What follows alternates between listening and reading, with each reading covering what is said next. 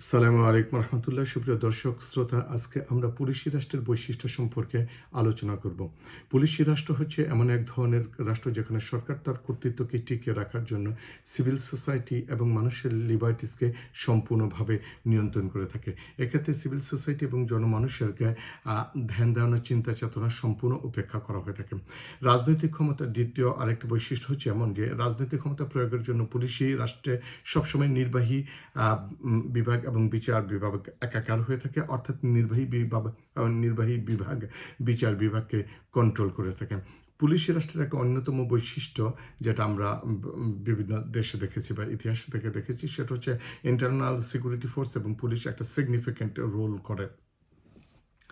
পুলিশি রাষ্ট্রের সবসময় সরকার তার নিজের স্বার্থে ইন্টারনাল সিকিউরিটি ফোর্স এবং পুলিশকে যত্রতত্র ব্যবহার করে এবং মোতায়েন করে থাকে। পুলিশি রাষ্ট্রের সবসময় সরকার অথরিটারিয়ান এবং টোটালিটারিয়ানকে বিহেভিয়ার করে থাকে এবং জনমনের চিন্তা চেতনা এবং তাদের ইচ্ছা আকাঙ্ক্ষাকে সম্পূর্ণরূপে উপেক্ষা করে একটা গণতন্ত্রকে পাশ কাটিয়ে স্বৈরতন্ত্রকে এস্টাবলিশ করে, অথবা গণতন্ত্রের মোড়কে স্বৈরতন্ত্রকে এস্টাবলিশ করার চেষ্টা হয়ে থাকে। পুলিশি রাষ্ট্রের একটা অন্যতম সিগনিফিক্যান্ট দিক হচ্ছে এই পুলিশি রাষ্ট্রগুলোতে সবসময় ওয়ান পার্টি স্টেট হয়ে থাকে, অর্থাৎ অন্য দলগুলোকে সবসময়কে সাপ্রেসড এবং অপ্রেসড করা হয়, বা অন্য দলগুলোকে কখনই তাদের স্বাধীন মতামতের দেওয়ার সুযোগ দেয় না, স্পেস দেওয়া হয় না। সবসময়কে এক ওয়ান পার্টি যেটা ভালো মনে করে, যে চিন্তা করে, সেটাইকে তারা গোটা জাতির উপরে চাপিয়ে দেওয়ার চেষ্টা করে থাকে। পুলিশি রাষ্ট্রে সবসময় সংবিধানকে লঙ্ঘন করা হয়ে থাকে এবং এক্ষেত্রে পুলিশ এবং গোপন বাহিনীর মাধ্যমে জনগণকে সাপ্রেসড এবং অপ্রেসড করার একটা চেষ্টা সবসময় পুলিশি রাষ্ট্রে হয়ে থাকে।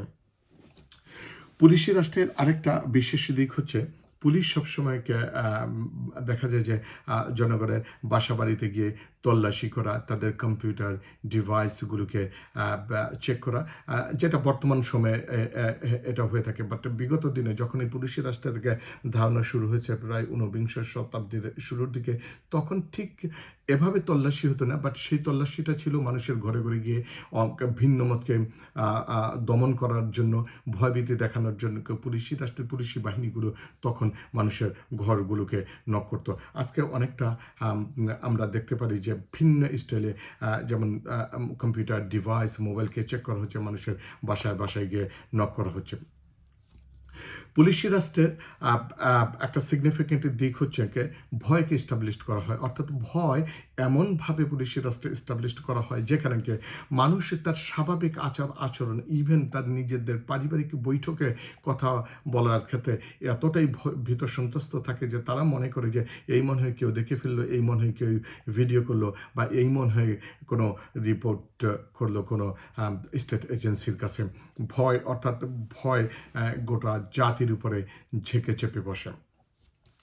পুলিশি রাষ্ট্রের আরেকটা বিশেষ দিক হচ্ছে এই রাষ্ট্রে কখনো মানুষ স্বাধীনভাবে কথা বলতে পারে না, স্বাধীনভাবে লিখতে পারে না, স্বাধীনভাবে মত প্রকাশ করতে পারে না, স্বাধীনভাবে যোগাযোগ করতে পারে না, স্বাধীনভাবে কোনো কোনো কিছুই তারা করতে পারে না। ইভেন প্রত্যেকটি পদে পদে তাদেরকে বাধাগ্রস্ত করা হয়।